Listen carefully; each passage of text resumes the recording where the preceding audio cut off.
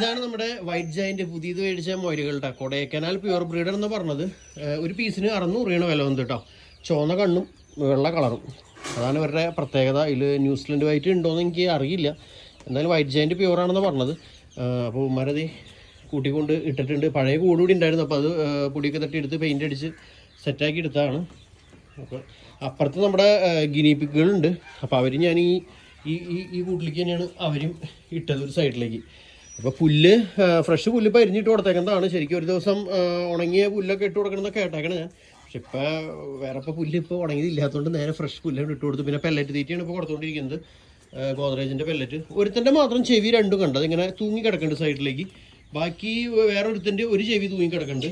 ബാക്കി എല്ലാവരും ഇങ്ങനെ കുഴപ്പമില്ലാണ്ട് നിൽക്കുന്നുണ്ട്. അപ്പോൾ നിങ്ങളൊക്കെ മുയലിനെ വളർത്തുന്നവരുണ്ടെങ്കിൽ ഒന്ന് നിങ്ങളുടെ അഭിപ്രായമൊക്കെ കമൻറ്റ് ചെയ്തോളൂ. എനിക്ക് തോന്നുന്നു കൊറോണയ്ക്ക് ശേഷം ഒട്ടുമിക്ക എല്ലാവരും മുയൽ വളർത്തലൊക്കെ നിർത്തി. അപ്പോൾ എല്ലാവരും തിരിച്ചു വരണം. അപ്പോൾ നിങ്ങളുടെ അഭിപ്രായം ഒന്ന് പറഞ്ഞോളൂ കേട്ടോ.